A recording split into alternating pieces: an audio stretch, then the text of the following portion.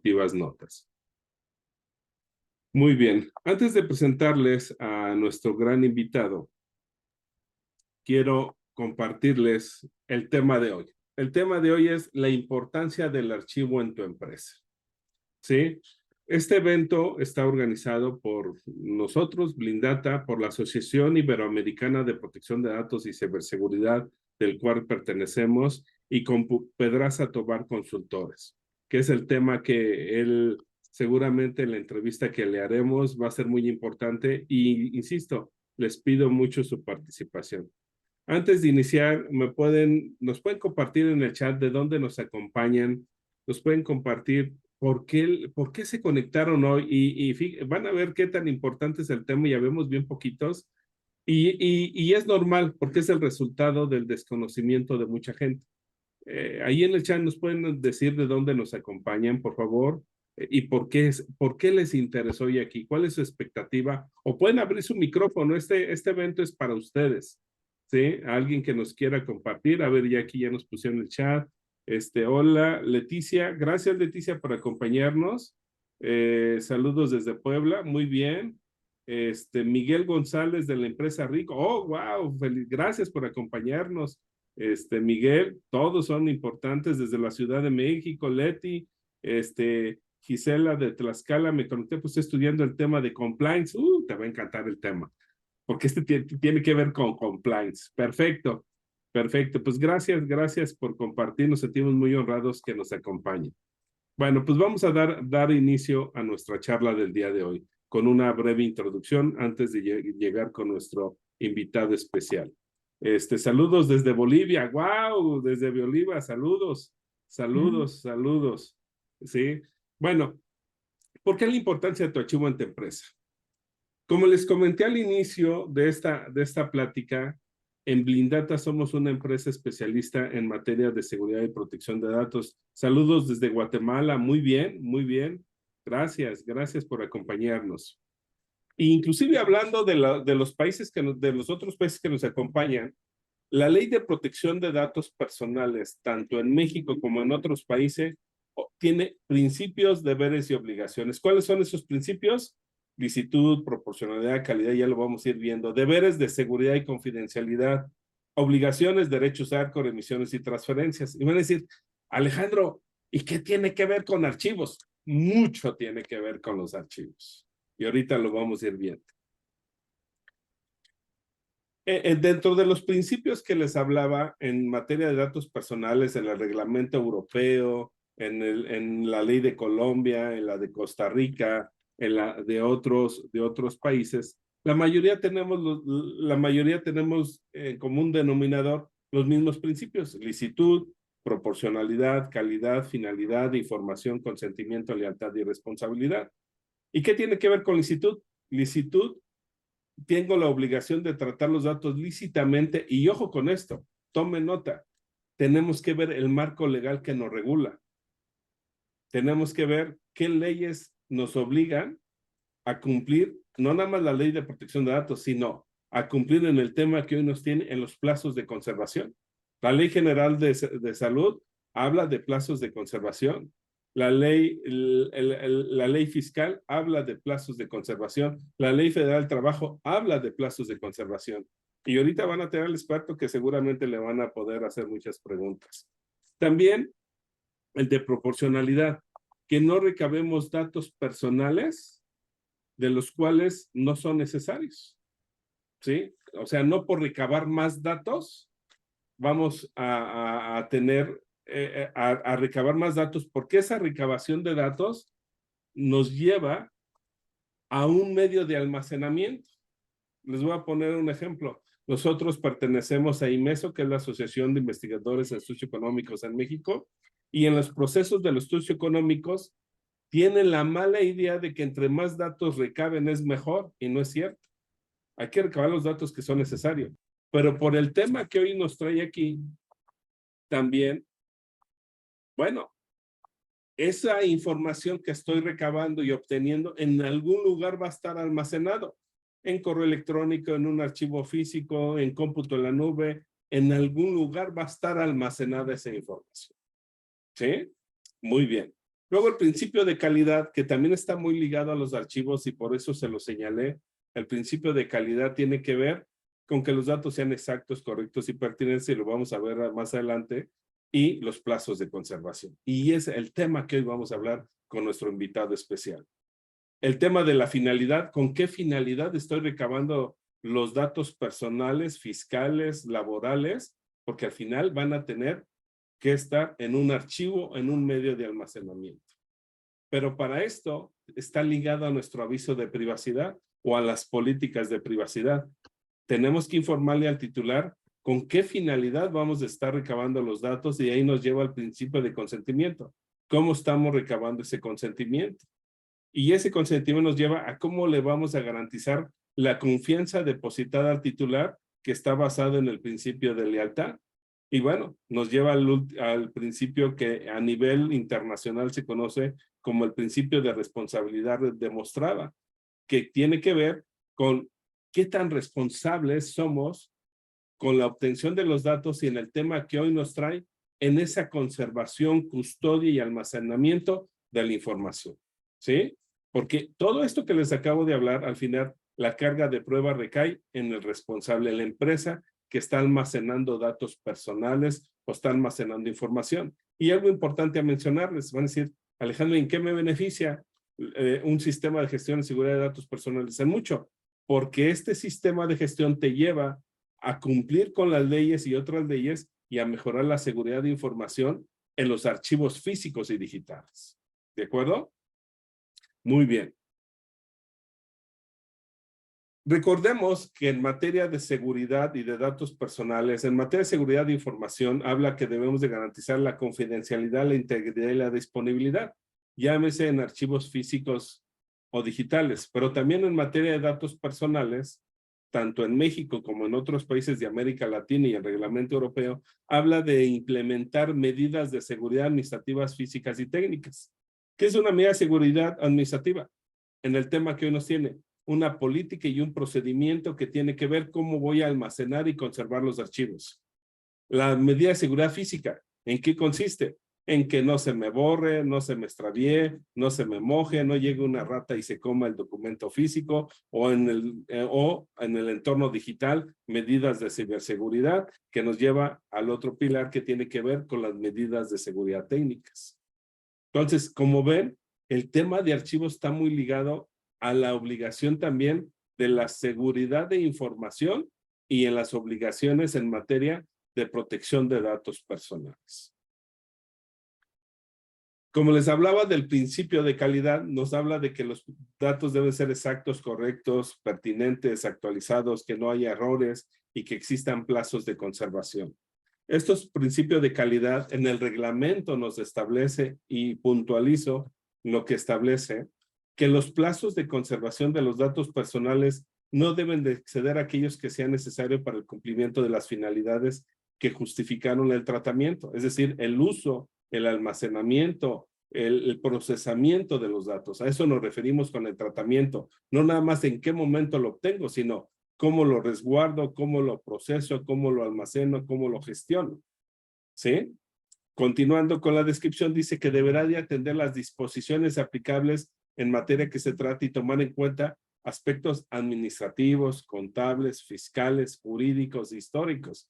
Y precisamente de este artículo salió esta plática que con el invitado especial que tenemos, tuvimos una charla muy agradable que decidimos compartir este conocimiento con ustedes y ahorita vamos a entrar en detalle con él. También en este artículo habla de que una vez cumplidas las finalidades y que no existe una disposición legal o reglamentaria, se procede a la cancelación, al bloqueo y supresión que tiene que ver con la eliminación de los datos. Como ven, estamos hablando de los archivos, tanto puede ser físico como digital. También nos habla de los procedimientos de conservación. El artículo 38 del reglamento dice que el responsable, es decir, la empresa, establecerá y documentará procedimientos para la conservación, en su caso bloqueo y supresión de los datos personales que incluyen periodos de conservación. Entonces, nosotros como hoy estamos aquí, ¿qué vamos a hacer para establecer y documentar procedimientos? ¿En qué me voy a basar? ¿Hay una metodología? ¿No hay una metodología? ¿Hay una carrera? ¿La hay? ¿No lo hay? Y claro que la hay. Por eso tenemos hoy un invitado especial. También en el artículo 39 de la Ley de Protección de Datos en el reglamento establece que al responsable le corresponde demostrar cómo se conservan los datos, bloquean, suprimen y cancelan y tener muy claros los plazos de conservación. ¿De acuerdo? Y esto nos lleva a un tema que seguramente han escuchado, los famosos derechos ARCO. ¿Qué es eso? El derecho al acceso, rectificación, cancelación y oposición, revocación de consentimiento, limitación de uso y gestión de derechos. Y seguramente van a preguntar si es la primera vez que escuchan un tema así. Y Alejandro, ¿qué tiene que ver con los archivos? Mucho. Porque una solicitud de derechos ARCO nos lleva a que para dar respuesta a ese derecho ARCO tenemos que ir a consultar los archivos para dar respuesta a esa solicitud. Si nosotros no llevamos un control, un proceso, una organización muy puntual de los archivos, jamás o seguramente vamos a entregar una respuesta de derechos ARCO muy mala que va a terminar en un procedimiento de protección de derechos o de verificación a la autoridad, en este caso que es el INAI, el Instituto Nacional de Acceso a la Información y Protección de Datos, y bueno, Dios nos libre de la sanción económica, ¿no? ¿Por qué los invitamos hoy? Porque nosotros, de la gente que nos acompaña, hay roles y responsabilidades. La misma Ley de Protección de Datos habla de funciones y obligaciones. Y en este organigrama, ¿ven algún departamento de archivos a nivel corporativo? Porque en el sector público sí tienen un departamento de archivos. Hay más gente experta en el sector público, pero el sector privado no. ¿No ven un departamento? Y ahorita tengo varias preguntas que le voy a hacer al invitado sobre el tema. ¿Dónde están las competencias laborales del archivista? Porque algo que me llamó de una plática de él y se lo quiero volver a preguntar, pues contratan a personas que creen que tienen que ser un cargador de cajas o de documentos, pero no alguien con el conocimiento, la habilidad, la organización y la visión, y sobre todo que tenga el marco legal, el por qué van a respaldar esa información bajo un marco legal, ¿no? Y bueno, se tiene que coordinar con el oficial de protección de datos, por eso el responsable de archivos tiene que pertenecer al comité de gestión o al departamento de protección de datos, porque este es un tema multidisciplinario. El tema de la seguridad de información y la protección de datos es un tema multidisciplinario, ¿no? Y bueno, aquí, si es la primera vez, pues tomen en cuenta que el aviso de privacidad es la punta del iceberg de todo esto. Y el tema que hoy me siento muy honrado que nos haya aceptado la invitación el licenciado Dionisio, pues es porque se abre la brecha más importante que también debemos de tener un consultor de cabecera de archivos. No nada más de protección de datos, de ciberseguridad, de recursos humanos, sino también un profesional con experiencia, con conocimientos en materia de archivos. ¿Sí? Y bueno, para ir concluyendo lo que es la breve introducción, bueno, el INAI nos habla de que debemos de tener un sistema de gestión de seguridad de datos personales. Y este sistema de gestión de seguridad de datos personales abre un subsistema que tiene que ver con los archivos con base a los artículos que les acabo de mencionar. Hasta aquí, ¿alguna duda? ¿Cómo vamos? ¿Todo bien? Todo bien, gracias. Perfecto, perfecto. Muy bien. Entonces, pues les presento al licenciado en archivonomía, a Dionisio, que le digo con mucho cariño. Él es licenciado en archivonomía de la generación 94-98 de la Escuela Nacional de Biblioteconomía y Archivonomía. Tiene más de 24 años de experiencia. Ha sido 19 años como consultor y actualmente es director general de Pedraza Tovar y Consultores y junto con su esposa ha fundado. Déjenme decirles que cuando yo escuché a Dionisio, yo tengo dedicándome al tema de datos personales más de 12 años como consultor. Hemos llevado tanto a empresas públicas o privadas a contar un sistema de gestión. Actualmente certificamos protección de datos bajo estándares de competencia a personas, no a esto. Pero la primera vez que lo escuché, hemos estado trabajando en conjunto, decidimos lanzar esta primera plática y que seguramente van a ser muchas. Y yo aprendí mucho de él después de un curso que tomé con él y que dimos cuenta cómo se empata. Ya lo sabía yo, pero no había tenido la oportunidad de conocer a un experto como él. Entonces, pues de entrada, muchas gracias, Dionisio, por estar hoy aquí. Y bueno, pues vamos a empezar con las pláticas. ¿Algo que quieras agregar antes de hacerte las preguntas que tengo aquí en No, mente, pues, estimado Dionisio? no, pues agradecer primero la oportunidad de estar aquí con ustedes. Para mí es un honor estar aquí con ustedes y compartir esta experiencia que ha sido a base de golpe, de a golpes. Y aprender a manejar un archivo no ha sido nada fácil, porque uno tiene que aprender desde cómo cargar una caja, cómo saber activar, cómo saber manejar un expediente, y en base a eso ir creciendo, porque el archivista no solo es aquel que carga cajas o que llena de papeles, como se les dicen muchos, un expediente. Va mucho más allá de todo ese proceso del cuarto de manejar la bodeguita de papeles que cualquier corporativo piensa que tiene. Muchas gracias por la oportunidad y estamos para servir. Gracias, Dionisio. Bueno, primero voy a empezar a hacerte unas preguntas en lo que la gente que nos acompaña siéntanse en la libertad de preguntarle. Para eso son estos eventos. Pero, de hecho, tú mañana tienes un programa que igual los invitamos a ver en Hard Rise. Si quieren, sigan a Dionisio y ahí lo van a encontrar. Pero, ¿qué es un consultor de archivos, Dionisio? Explícanos para el que no sabemos. ¿Qué es un consultor de archivos?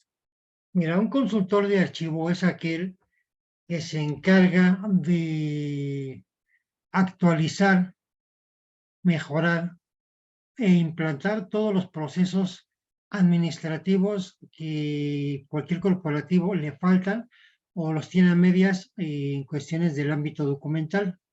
Ujú. ¿Mm? Muy Y bien. rápidamente te explico la diferencia. Un archivista es aquel que se encarga de llevar a cabo todos los procesos que el archivónomo indica. Cómo Ujú. organizarlo, cómo administrarlo, cómo poner la etiqueta del expediente, de la carpeta o incluso la caja, incluso cómo cargarla. El archivónomo dirige los procesos que él mismo puede marcar, pero el consultor en archivonomía, que por cierto pongo la aclaración, no hay muchos en México, nos encargamos de estudiar los procesos que el colega dejó en una empresa y ver cómo se pueden actualizar en base a las normas aplicables en vigor, tecnología, porque no es lo mismo un procedimiento de hace 10 años al procedimiento que se maneja actualmente. Muy bien, muy bien. Oye, esto me lleva a otra pregunta que en tu plática muy amena ya te la tenía. ¿Cuál es el riesgo de no contar con procedimientos establecidos, inclusive de no contar con un consultor en archivos? Pues mira, una pregunta muy importante. Como bien tú dijiste ahorita en tu introducción, en México hay archivólogos, incluso profesores en archivonomía de muy destacado nivel, pero todos en el ámbito público. Ujú. En el ámbito privado, y me atrevo a asegurarlo, no hay. Yo empecé como consultor hace 19 años, porque al voltear hacia atrás vimos que nadie dirigía su visión al ámbito privado. Y aún en el pleno siglo XXI hay empresas medianas, chicas y grandes que no cuentan con un archivónomo de carrera, menos un consultor. Cuentan con archivistas y mi más sincero respeto a esos niños que se la juegan organizando documentos que no tienen muchas veces el conocimiento del valor que tiene esa información que está en sus manos. Por ejemplo, a mí me ha tocado rescatar documentos, transferencias bancarias de $1,5 millones. Y han de decir, bueno, ¿y eso Wow. qué? y eso qué, ¿no? Un documento, llámese financiero, cuando se paga, ya sea transferencia, la póliza de cheque o incluso por la póliza de ingreso, cuando nos ingresa dinero, ese documento es lo que justifica el valor del dinero que se está moviendo. En el caso jurídico puede ser un contrato, por ejemplo. ¿Mm? Y así sucesivamente. Y pocas empresas son las que le dan, tienen esa cultura, mejor dicho, de resguardar algo que llamamos patrimonio documental, porque no la conocen. Tienen el hábito de controlar el patrimonio que tienen en base a sus dineros, su recurso humano, incluso su recurso tecnológico. Pero el recurso documental, su patrimonio documental, no lo cuidan. ¿Y cómo se da un hecho? Porque contratan chicos de 4, 5,000, 6,000 pesos sin el mayor conocimiento de cómo administrar, integrar o incluso digitalizar un documento.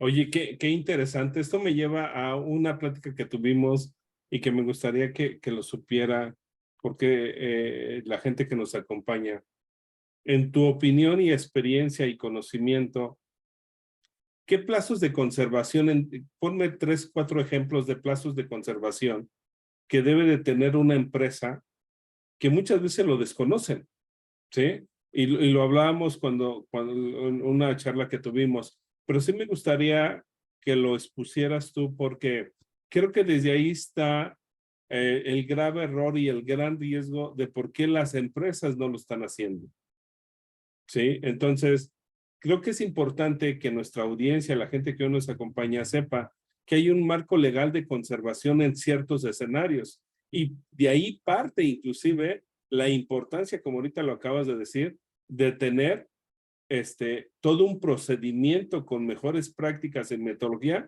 en tema de archivos, llámese en formato físico y digital. Si nos puedes poner algunos 3, 4 ejemplos, por favor, estimado Dionisio. Bien, como lo hemos platicado, todo en la vida tiene un ciclo de vida, incluyendo la información documental. Pero ese ciclo de vida está supeditado a un marco legal, al marco legal vigente. Por ejemplo, creo que tenemos gente de otros países. En México, vamos a poner ejemplos claros. La información fiscal y contable puede tener dos regulaciones, ¿no? La que marca el Código Fiscal de la Federación, que es el código con el que se marca lo que es la constitución fiscal, tiene un artículo en el cual dice cómo conservar la información financiera y empresarial, sea la empresa que sea, chica, mediana o grande. Plazos de conservación de información de pólizas contables, activos fijos, movimientos de activo ¿cómo le llaman? De cuando se incrementa el dinero de la empresa o disminuye. Por ejemplo, los que trabajan con ley aduanera, con situaciones aduaneras, también el código, la ley aduanera marca también un tiempo de preservación de este tipo de información. Los que trabajan, por ejemplo, con información clínica, el expediente clínico, antes se conservaba 5 años después de que el paciente moría, ahora ya cambió. Ahora que se conserva todo el tiempo, antes eran 5 años y si el paciente dejaba de ir, se destruía. Y cuando tú regresabas, tenías que volver a empezar a hacer tu estudio clínico y a muchos les habrá pasado. Ahora ya no, ahora ya el estudio clínico y todo el expediente clínico se conserva ya hasta que el paciente muere. Y ahorita, tomando lo que tú comentabas de la ley ARCO, ojo, esto muy poco lo saben. Tú puedes solicitar tu expediente clínico completo con todo y estudios si así lo requieres por medio de la ley de protección de datos. Correcto, correcto. Y otro ejemplo, por ejemplo, y me pasó ayer con un cliente que yo tengo, me pidieron el expediente por inventarte el nombre de Juanito López Pérez. Oye, pero ¿de qué año se dio de baja? Pues quién sabe. porque es un corporativo, son varias empresas. ¿De qué empresa es? Pues quién sabe. ¿Y qué de alta se dio? Pues quién sabe. Y pues nos dimos a la tarea de buscarlo desde los primeros expedientes que tuvimos, y es lo que platicábamos anteriormente. Antes se conservaban 60 años los expedientes de RH. ¿Por qué? Porque era el tiempo de vida de una persona en México, y muchas veces al final de su vida, cuando empezaba sus trámites de pensión, que antes había pensión, pues, es que me faltan los tiempos del Patito Feliz, me faltan los tiempos cuando estuve en la empresa, Rarámuri S.A. Y de ahí los plazos de conservación tan grandes, porque tienen que preguntar, oye, yo estuve aquí de tal año, y tienen que corroborar esa información ante el IMSS para que pudiera validar esos tiempos y lograr la pensión. Ahora me doy con la sorpresa de que ya son 5 años a partir de la fecha de baja. Si es temporal el trabajador, si es vitalicio hasta que acabe su tiempo en la empresa, más 5 años. ¿Por qué? ¿Por qué el cambio? Porque ya no existe la pensión en México. Sí, claro. Ya Claro. ya lo tocan como un tema más fiscal que de recursos humanos. Pero estarás de acuerdo que todos estos ejemplos que acabas de tomar en cuenta debemos de considerar como empresario, como alta dirección, como como inclusive consultor o empleado, porque también como empleado somos consultores internos. Debemos de considerar los diferentes plazos de conservación en el ámbito fiscal, en el ámbito aduanero, en el ámbito de recursos humanos, en diferentes contextos. Y de ahí parte, corrígeme si estoy mal, de ahí parte que todos debemos de tener una debida organización, clasificación y lugar de resguardo de esa información. Claro, es muy importante que todos los colegas que manejan información documental, el primer ejercicio, hay 2 ejercicios que yo siempre pongo con mis clientes, y ese no te lo había comentado, esta es sorpresa. Es el ejercicio yo le llamo el ejercicio de los 5 minutos, y ahorita lo explico.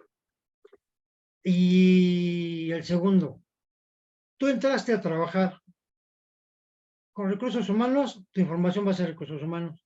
Debes de tomar en cuenta ley del IMSS, ley de periodos de retención que maneja el IMSS, la ley federal del trabajo y todo lo que conlleva referente a los expedientes que tú manejas.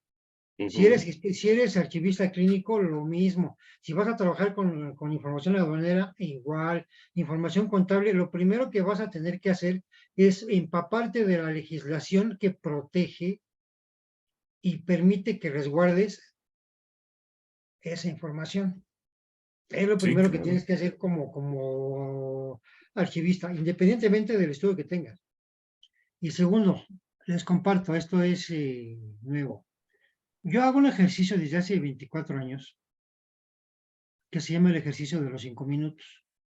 Y te preguntarán en qué consiste. Para mi ejercicio profesional, un expediente, carpeta, legajo o caja que te piden a ti, administrador, no debe de rebasar el tiempo de los 5 minutos, máximo 10. Y preguntarle al usuario cómo la necesitas. ¿Lo necesitas en digital o lo necesitas en físico? No más. Y tengo la experiencia dada y te lo puedo fundamentar. 5 a 10 minutos. Me pasó con un cliente que le vi un bonche como de 30 expedientes y por morbo profesional le pregunté, oye, ¿cuánto tiempo te tardaron en entregarse esos expedientes? 2 meses. Se me hace una grosería. La verdad, se me hizo una grosería. Por eso es que cuando uno llega, como consultor llega, oye, lo primero que tienen que hago yo, ¿y cuánto tiempo te tardan a ti, director, en entregarte la información? Si tardan más de 10 minutos, aguas, tu empresa ya tiene un problema de administración documental.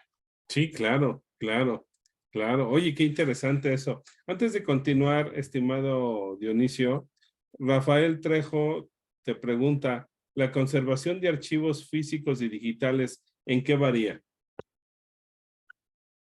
el tiempo de conservación documental obviamente está supeditado al marco legal, como ya dijimos, pero hay cuestiones en la ley, por ejemplo, me acabo de encontrar con que el tiempo de conservación de la información financiera, llámese contable o fiscal, por dar un ejemplo rápido, se tiene que conservar en su formato físico y su formato digital o electrónico digital el mismo tiempo. Ya después del mismo tiempo, ya pasado el tiempo, tú administrador de información, si eres el administrador documental, pues tú ya sabes cuál es el proceso que sigue. Pero si es digital, tienes que ponerte de acuerdo con tu director de TI para informar cuál va a ser el proceso que se va a seguir, porque también la nube se va a llenar. Sí, claro.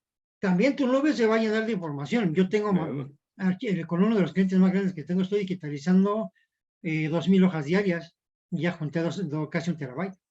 Sí, claro, claro. Y va a seguir creciendo. Esa es la diferencia, que tú tienes que ir a estudiar la ley y que te marque cuánto tiempo vas a tener custodiada y resguardada la información documental y tu información digital. Y obviamente también tu información electrónica, que no es lo mismo, son cosas muy diferentes. Fíjate, ahorita que dices eso, ¿cuál es la diferencia de la información digital a la información electrónica? Ahorita que lo Ok, mencionas. la información, regularmente toda información actualmente se genera a través de la forma electrónica. ¿Qué es esto? Pues se crea a través de un programa, llámese Word, llámese Excel, llámese PowerPoint, y así es como se genera la información en formato electrónico. Cuando tú la imprimes y la rubricas, o le pones una anotación, un tachecito, una palomita, un dibujito, entonces ya adquiere valor documental. Y digital, que aquí hay dos vertientes, escaneo y digitalización, que no es lo mismo. Cuando tú escaneas tu información, entonces ya adquiere un formato digital. Pues fíjate qué interesantes conceptos que inclusive, ¿cuántos de aquí levanten su manita conocían lo que nos acaba muy amablemente de compartir Dionisio? Digo, siempre las definiciones son bien importantes y ahí es donde hablamos ya cuando llegamos a un experto, ¿no? En lo que algunos nos hacen un comentario a la pregunta que les dice, Alejandro Márquez te manda saludos, bueno, nos manda saludos ambas y hace la siguiente pregunta. ¿Cuál es la perspectiva e injerencia de la archivonomía referente a la profesionalización de los estudios socioeconómicos? Aquí quiero hacer un breve resumen a la pregunta de Alejandro. Un estudio socioeconómico, inclusive lo tuvimos en la plática que tuvimos, es cuando la empresa manda a hacer una empresa, como empresa contrata una agencia regularmente que se dedica a hacer estudios económicos. Y Recursos Humanos le da el expediente laboral a esa agencia. Esa agencia lo manda a un investigador en campo a hacer la verificación al domicilio del candidato al empleo. Regularmente esa información se entrega física, pero después se convierte en digital porque la digitalizan para regresarle el resultado a la empresa. Creo que desde ahí va la pregunta que nuestro amigo Alejandro Márquez dice. ¿Cuál es la perspectiva de la injerencia de archivonomía referente a la profesionalización de los estudios económicos? Me refiero a que tiene que ver con esa conservación. ¿Cuál sería tu opinión al respecto? Pues es que muchos tienen por objetivo que la digitalización es parte de los ingenieros de sistemas digitales, o del ingeniero o el encargado de TI. Y va mucho más allá de.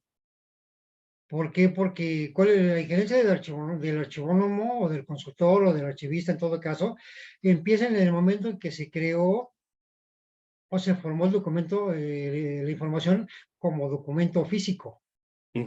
Sí empieza como documento físico, es correcto. ¿Por qué? Porque si tú archivas un terabyte, si tú archivas 1 millón de documentos, pero está mal organizada y está mal estructurada, de nada te sirve haber gastado 4 o 5 millones de pesos. Ujú. De nada le va a servir al digitalizador o al ingeniero estructurarla o indexarla porque va a estar mal. Pero fíjate, algo importante aquí que creo que es importante puntualizar, Dionisio. Regularmente la gente que hace estudios económicos son pymes.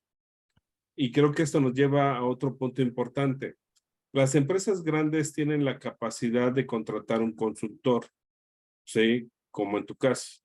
Pero esa pyme que es donde está la mayoría de las empresas, esa persona física con actividad empresarial, ¿qué tendría que hacer para aplicarse y llevar mejores prácticas y no caer en los riesgos de lo que estamos hablando? Porque la mayoría de los que se dedican a estudio económico son empresas pequeñas y los que se dedican a hacerlo en campo son personas físicas con actividad empresarial. ¿Qué les recomendarías a ellos como primer punto de hacer para conservar esa información de manera segura y organizada con mejores prácticas? Pues lo primero que tienen que hacer es acercarse a un consultor en archivonomía. Ujú. Si no lo tienen a la mano, un archivónomo de carrera con conocimientos en TI, les puede hacer muy, muy bien. Para que les den para que puedan hacer un análisis de qué es viable digitalizar y qué no, porque aquí hay un punto muy importante, no todo se digitaliza. Ujú. No todo se digitaliza. Hay cosas que sí se deben de digitalizar, hay cosas que por su misma naturaleza ya caducan y ya no es viable su escaneo, ojo, su escaneo, porque la digitalización es otro concepto muy diferente. Ok, ¿Mm? ok. Y segundo, como ya lo platicamos en el curso anterior, armar perdón, un buen equipo multidisciplinario que te permita ayudarte, empresa chica, mediana, grande, a escanear esa información de forma correcta. ¿Mm? Ok, ¿Vale? muy bien, muy bien. Y quiero lanzar al ratito lo vamos a platicar mejor. Estamos promocionando 2 cursos. Ya viste, tuviste la oportunidad de tomar el primero y vamos a tomar el segundo que se llama digitalización documental, en el que vamos a hablar de estos temas. Sí, claro, claro, Pero muy bien, eso al final lo platicamos mejor. perfecto. Oye, también Miguel Ángel, gracias por acompañarnos. Te hace la siguiente pregunta. ¿Cómo se maneja el tema de la NOM 151 para el caso del tema digital en la normatividad en México? Ah, yo no sabía que existía esa norma. Bueno, diario se aprende algo A nuevo. ver, corríjame si me equivoco, esa norma está en base al contexto de la firma electrónica que se está usando ahorita mucho, que está de reciente creación, muy de moda. Y en base a eso, La NOM oh, 151. es lo que sí es lo que yo tengo entendido, pero por favor corríjame hasta donde yo me Fíjate, equivoque. Miguel nos corrige de la digitalización de documentos. Mira, sería bueno, estimado Miguel Ángel, si pudieras abrir tu micrófono y explicarle un poquito más el contexto a estimado Dionisio, si es que te permite, a ver si estamos entendiendo bien. Yo realmente esa norma no la había escuchado, pero ahorita en lo que, si quieres, lo verificamos, este tema con Dionisio, a ver si tiene más claro esa norma o si quieres la consulto. Hola, buenas Bueno, noches. Buenas buenas noches. noches. Buenas noches, Miguel. Bueno, realmente mi duda es, ahorita que está hablando del tema físico y digital, y bueno, sí quería conocer su opinión de este tema. La NOM 151 habla de los procesos que se llevan para cuando uno va a digitalizar expedientes físicos, o sea, en la conversión al documento electrónico. Y pues bueno, en este caso se debe de cumplir una serie de, de, de condiciones que, bueno, entiendo para hace algunos años todavía era muy ambiguo y no estaba muy claro, ¿no? porque se tiene que tener un fedatario, un notario o otro ente que no recuerdo el nombre, ¿no? Que es quien certifique que lo que entra en el escáner es lo que sale y ya se vuelve un documento legal. Me imagino ahí, estimado Miguel, digo, de esa no la sabía, pero me imagino que también habla por lo que acabas de escribir de la confidencialidad y la integridad y disponibilidad, sobre todo la integridad, que lo que se digitaliza, pues va íntegra, que no va a tener alguna alteración. ¿Estoy entendiendo lo correcto? Es correcto, mira, lo que estoy viviendo es esa constancia. Para empezar, las normas oficiales casi siempre son para administración pública. Hay que empezar desde ahí. Y su ambigüedad es notoria. ¿A qué quiere llevar con esto? Esta constancia es una constancia que se tiene que formar, que se tiene que hacer, que se tiene que integrar para dar fe, como bien dice, de que la información documental que yo estaba digitalizando quedara fielmente integrada en formato digital. ¿Por qué? Porque hay tecnología que se está usando desde que se formó hasta ahorita, que es el famoso OCR, que no es otra cosa sino que mi programa puede interpretar los caracteres que estoy digitalizando de un texto y los puedo yo modificar en cualquier contexto. Y esta constancia o esta norma me permitía dar fe mediante un certificado de que el documento digital estaba siendo inalterable. De que el documento digital era fiel copia del documento físico que se estaba trabajando. De ahí yo les digo la diferencia entre escaneo y digitalización. Yo el escaneo, cualquier documento yo lo puedo escanear y ya, pero ya la digitalización como tal para mí es el proceso de edición de un documento en el cual entra esta norma para dar fe de que mi documento origen, en el caso corporativo, llámese un estado financiero, una protocolización de acta de asamblea, un contrato, sean fieles a lo que yo digitalice para cuestiones de consulta mediante un juicio o consulta administrativa. ¿Sí te quedó claro, Miguel? Sí, muchas gracias. Bueno, ahí hay a título personal un poquito más para indagar y bueno, el objetivo de la pregunta era precisamente eso, ¿no? El conocer más. Perfecto, Muchas ¿no? gracias. Perfecto, gracias por participar. De hecho, yo siempre he mencionado que también aprendemos de ustedes. Nosotros no siempre tenemos toda la verdad absoluta. Hablo a título personal y es bueno estos debates que nos hacen mejorar. Gracias por tu participación, Miguel. Dionisio, Rafael Trejo también te pregunta si hay algún software, herramienta para digitalizar, para la administración de documentos digitales o escaneador que recomiende para una pequeña empresa. Sí, de hecho sí lo hay y repito, estamos por ofrecer este curso, ya empieza el 17 a las 11, que se llama Digitalización Documental, Mitos y Realidades, una perspectiva desde México. Ya está, y abro la invitación, si tú me lo permites, Claro, adelante. para este sábado 17 a las 11 de la mañana. El curso taller, es un curso taller, tiene un costo de 450 pesos, pero,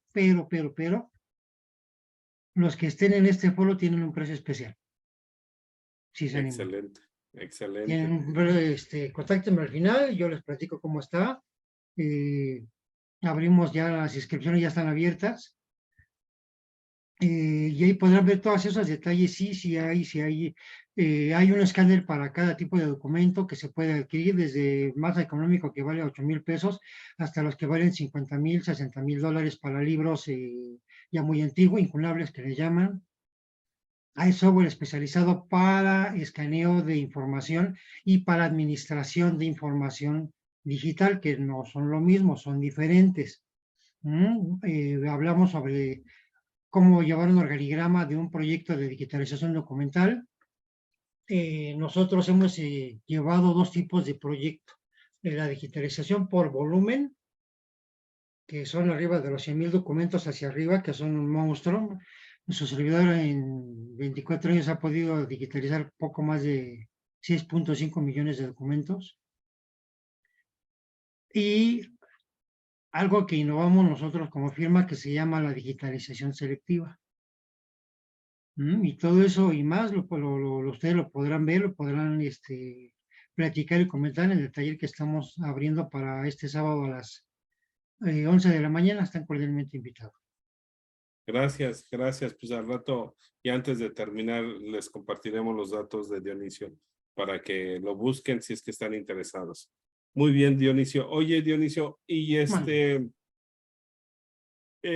es lo que tendrían que hacer aparte de capacitarse con alguien que conoce y que tiene experiencia? Porque a mí me queda muy claro lo que tú estás haciendo, inclusive lo voy a aterrizar al tema que hablamos de los datos. Cuando la ley de protección de datos en México nació, del cual iniciamos también nosotros, empezó mucha prueba y error porque nadie sabía hacer avisos de privacidad. De hecho, a la fecha todavía hay mucha gente que no sabe, no sabíamos aplicar medidas de seguridad, no teníamos previsto el tema hoy tan importante que estamos tocando, el tema de archivos, pero sí hay actualmente material para consultar, para leer o para capacitarnos, como en tu caso, o el curso que vamos a armar en conjunto del cómo está el tema de archivos con las medidas de seguridad, ¿sí? Pero hablando meramente de archivos, de la organización, de la conservación, ¿tú qué le recomendarías a nuestra audiencia?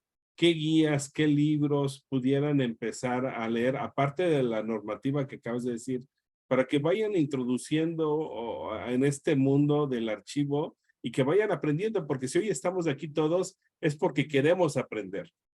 Entonces, ¿tú Claro. qué guías le recomendarías a ellos para que vayan viendo esta parte tan importante independientemente del acompañamiento que tu firma los pueda dar? Pues lo inicial es sean de profesionales de carrera o no, lo primero es tomar algún taller, buscar a un profesional que les pueda dar un curso taller y les permita aterrizar el procedimiento, que es muy importante, que van a llevar para la adecuada administración, organización e integración de su información documental, que es base inicial. Y ya con esa base, los colegas que nos ven desde otro país, aterrizarlo en base a la teoría que su país maneja. Claro. Por dar un ejemplo, nosotros innovamos con la reingeniería de proceso archivístico, con la auditoría documental. Nosotros la manejamos desde hace 20 años y países como Colombia, países como Perú, apenas la están llevando a cabo. Qué interesante. Qué interesante. Lo primero que hay que hacer es, obviamente Internet tiene mucha información, pero bien. como se dice coloquialmente, no todo lo que se ve en Internet se cree. Claro. Lo Claro. primero que tienen que hacer es buscar un profesional que les permita asesorarlos, ya sea de forma remota, de forma presencial, que vean los procedimientos que ustedes están manejando para poderlos aterrizar, poderlos actualizar y más a eso corregirlos si es necesario para ya llevar a cabo su implementación de forma adecuada, ya mediante cursos al personal que los va a administrar, si el archivo va a ser de autoadministración o va a ser de administración centralizada.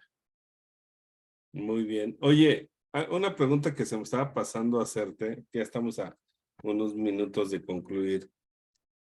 ¿Para ti qué es el famoso archivo muerto? Porque todo el mundo habla del archivo muerto, y pues, ¿qué es el archivo muerto? ¿O sí está muerto o cómo está el asunto ahí? Es un término que se usa mucho en el ambiente corporativo, Ajá, es como el archivo vivo o activo, ¿no? También está el archivo vivo o muerto. Y el ajá. archivo muerto, pero técnicamente no existe el término, les aclaro, no existe, ese término no existe. Ajá. El famoso, o conocido archivo vivo o activo es el archivo de trámite. Y el archivo muerto, como se le conoce en el ambiente corporativo, es el conocido archivo de concentración e historia. Y aquí rápidamente les aclaro. El ciclo de vida del documento maneja varias etapas. Y entre ellas está transferir de un archivo de trámite a un archivo de concentración y a un archivo histórico. En el ambiente público así se maneja, pero en el ambiente corporativo ni siquiera lo manejan. Si quieren también tenemos Ale y yo varios puntos que invitarles. El de digital es uno, el curso que tomó Ale con un servidor de organización y administración de información documental lo vamos a repetir el 24. El sábado 24 de junio también están cordialmente invitados, precio especial si se animan. Y ahí podrán ver todo el tecnicismo que se maneja desde México en cuestiones de eso que me preguntaba, el archivo, qué es el archivo trámite, el archivo concentración, etapas, transferencias, ciclo vital, en fin, todo lo que es el tecnicismo archivístico lo podrán ver, refrescarlo y actualizarlo en todo caso de que no lo hayan por ahí olvidado o de que lo quieran actualizar y en caso de otros países lo quieran empatar con lo que maneja en su país. Muy bien, muy bien. Bueno, pues antes de continuar, ¿alguna duda, algún comentario? Siéntanse en la libertad de abrir su micrófono. Precisamente este es un tema que en mi opinión creo es muy desconocido y sobre todo experiencia porque nosotros que tenemos más de 12 años desde Blindata implementando políticas de seguridad y privacidad, cuando llegamos al tema de archivos, sobre todo en el sector privado, pues no, ni siquiera lo ven. Y me dio risa ahorita el tema de archivo muerto, porque inclusive hemos encontrado en el archivo muerto, se convirtió no nada más en archivo muerto, sino en el departamento de los tiliches, del jabón, de las computadoras que ya no sirven, y bueno, No, tantas historias. es divertido. Me ha tocado en archivo muerto, como le llaman, me ha tocado ver, me ha tocado encontrar desde dinero, ropa interior, revistas para caballeros y cajas de directores, ¿eh? Ya Sí, me ha sí, tocado unas colonias, prácticamente departamentos para ratas, ratones sí, y todo ¿verdad? tipo sí, todo tipo de insectos, ¿eh? Oye, fíjate que tú comentaste en una ponencia que me compartiste en la grabación, y lo has comentado, y me gustaría que le platicaras, porque inclusive esto tiene que ver los archivos con la protección de datos, de donde trabajabas que te pidieron el expediente de una persona muy conocida. Porque Pues creo que ese mira, es un tema que va relacionado no más con los archivos, sino con la seguridad de información y con la protección de datos. es un tema que ahorita nos vamos a comprometer a aparecer como webinar, que es la ética en la profesión archivística, porque es Cierto. necesaria y es absoluta. O sea, no es de que si quiero jugar o no quiero jugar. Yo hace años pues, estuve trabajando en un archivo clínico de un hospital muy famoso y me pidieron el expediente de una conocida actriz, perdón. Y me ofrecían una cantidad exorbitante de dinero por ese expediente. ¿Qué creen que hice? ¿Quién me pregunta? ¿Qué creen que yo hice con ese expediente? Y yo no sabía que estaba ahí, ¿eh? Yo hasta que lo busqué, dije, sí está aquí se atiende. Y era un reportero de dudosa categoría que me ofrecía dinero porque quién sabe cómo se enteró de que ese expediente o esa persona se atendía en ese hospital. Yo lo que hice es que tomé el expediente, se lo di a mi director general y le dije, mira, aquí está el expediente de Juanita de tal, me lo estaban pidiendo ahí abajo, un reportero me ofrece una cantidad de dinero.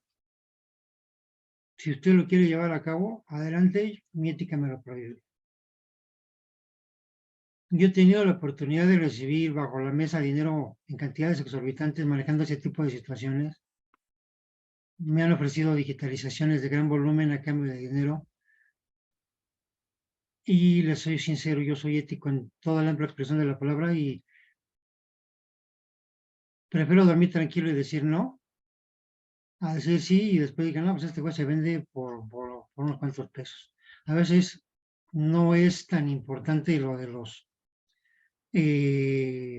pesos.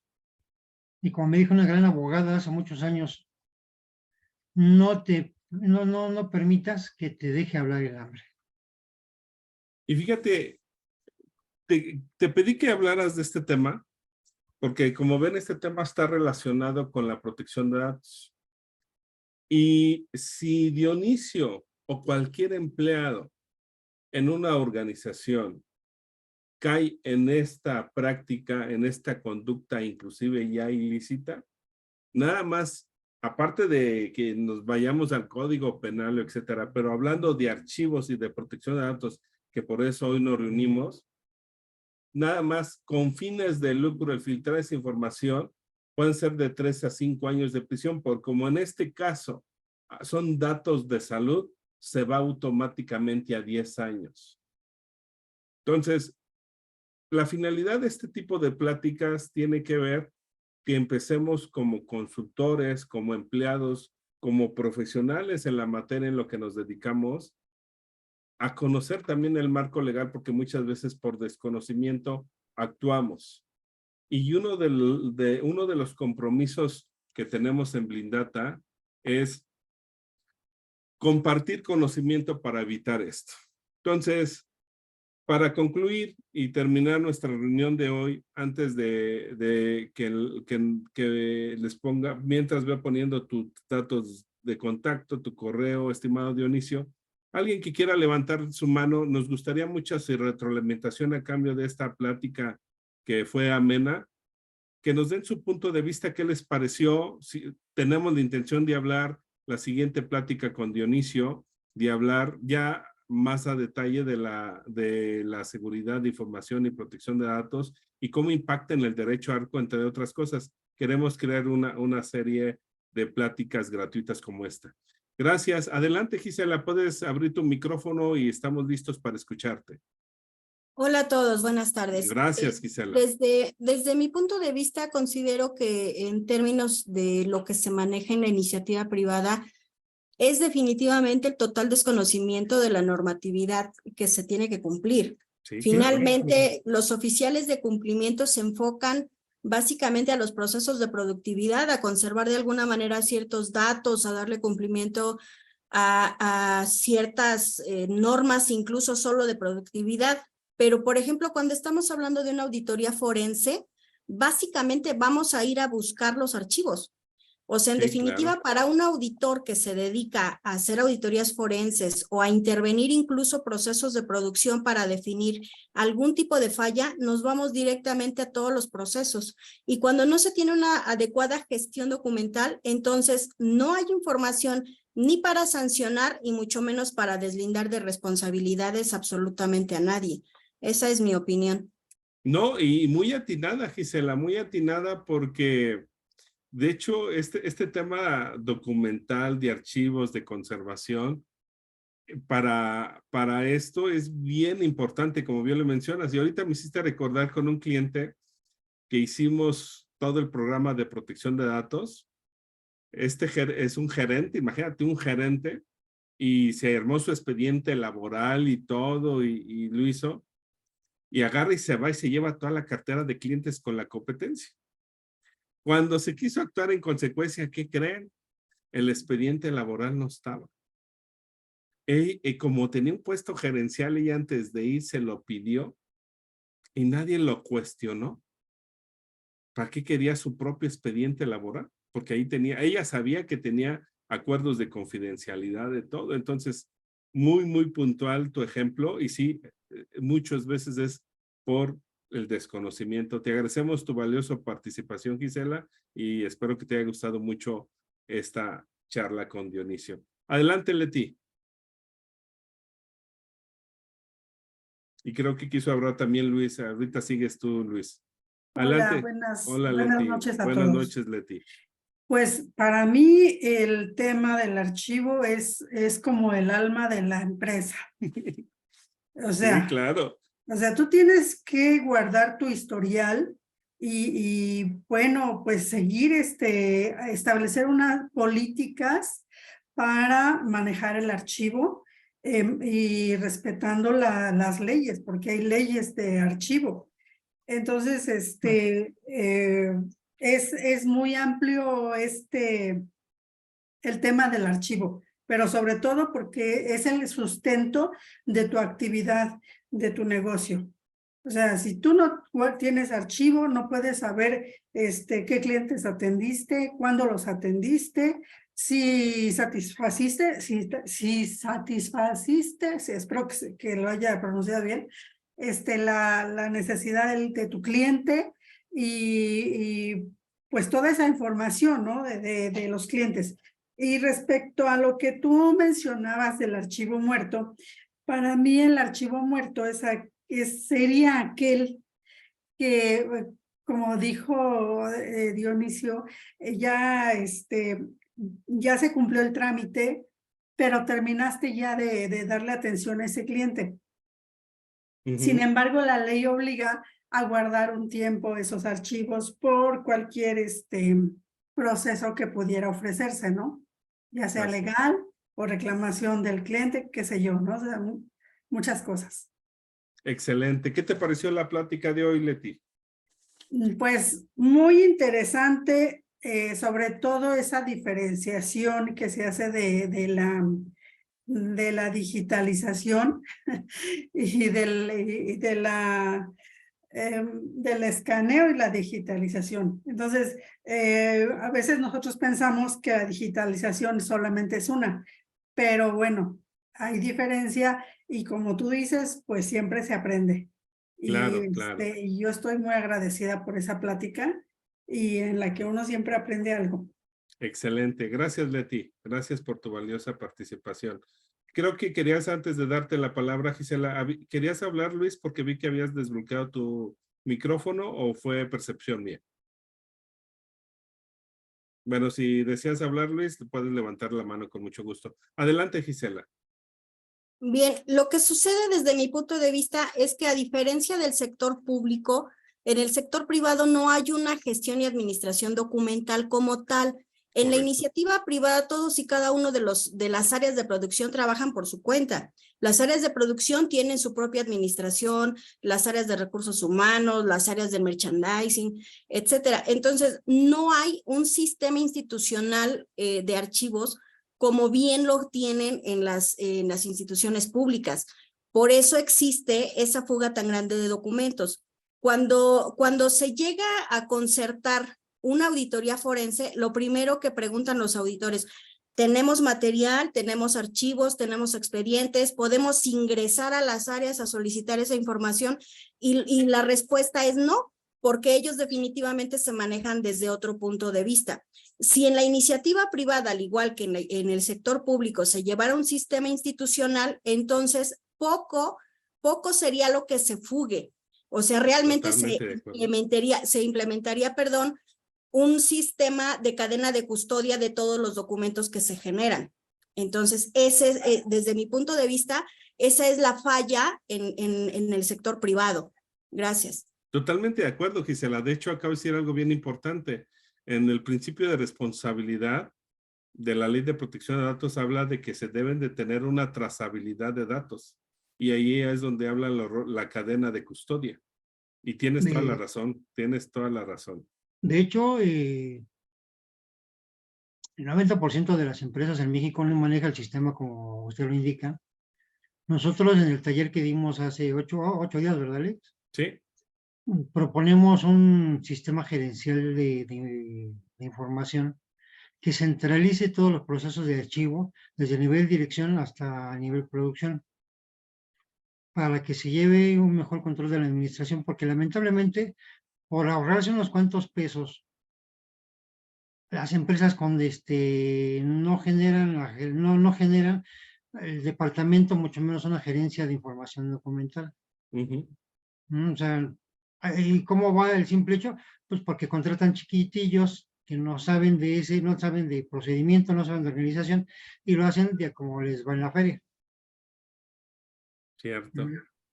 Y ese es el problema, es luchar por crear una cultura en el ámbito privado de una adecuada administración, integración y protección de información, que es prácticamente su patrimonio documental, que muchas veces desconocen que lo tienen.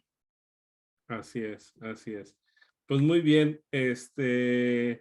pues síganos, les agradecemos mucho sus comentarios, haber existido. Si quieres compartir la imagen del curso que vas a dar, Dionisio, estén atentos, estamos armando un curso desde ambas perspectivas que creo que tiene que ver con la seguridad de información, la protección de datos y archivos. Todavía estamos en desarrollo con Dionisio, pero igual los invitamos, vamos a dar una plática, vamos a estar dando pláticas del tema. En Blindata damos muchas pláticas de muchos contextos. También, si ustedes desean certificarse en materia de protección de datos y obtener un certificado avalado por Secretaría de Educación Pública, en Blindata tenemos cursos de alineación y con fines de certificación en consultoría, en protección de datos, en consultoría en sistemas de gestión de riesgo, porque inclusive hablábamos con Dionisio y seguramente Gisela va a coincidir con nosotros.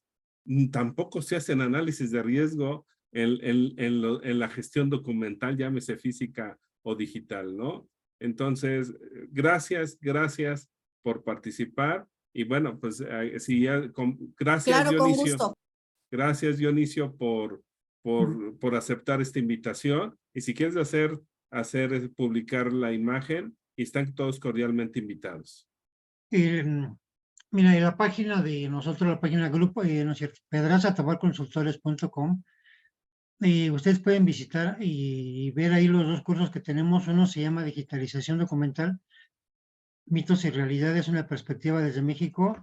La vamos a ofrecer de forma virtual, es un taller virtual que vamos a ofrecer este sábado 17 de junio a las 11 de la mañana, en el cual, como ya comenté, platicaremos todos los bemoles, mitos, realidades y todo lo que se conlleva una digitalización documental de forma adecuada, ética y profesional. La otra es, vamos a retomar,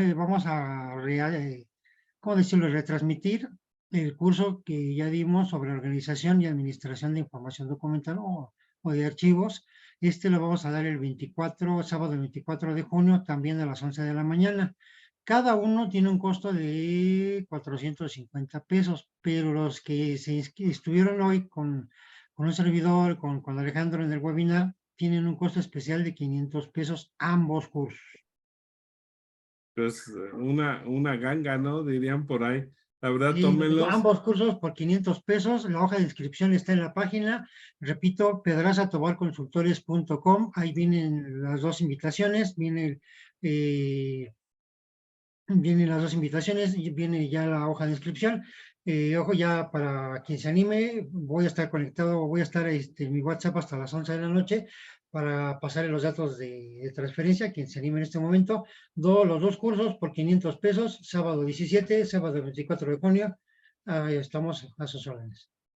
Bueno, pues muchas gracias, Dionisio. Gracias por esta alianza entre tu consultoría, nosotros, y seguramente vamos a hacer cosas grandes y compartir conocimiento con toda la gente que quiera también aprender y también que quiera compartir como Gisela, que muy puntual hizo su participación. Y los invitamos a que nos sigan tanto en Blindata, ahí les puse en la página de Facebook, y síganos, siempre damos pláticas de todos los temas, de recursos, todo el tema de protección de datos, desde recursos humanos, NOM 35, estamos armando una plática de la nueva norma de teletrabajo, cómo impacta también en archivos y en la seguridad de información y protección de datos. Como Gisela decía, la fuga de información, ahí hay un gran riesgo en el teletrabajo. Entonces, es un tema que, en mi opinión, siempre debemos estar atentos.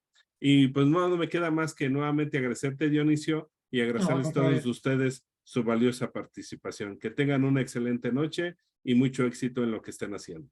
Buenas noches. Muchas gracias por su atención y buenas noches. Buenas noches. Buenas noches.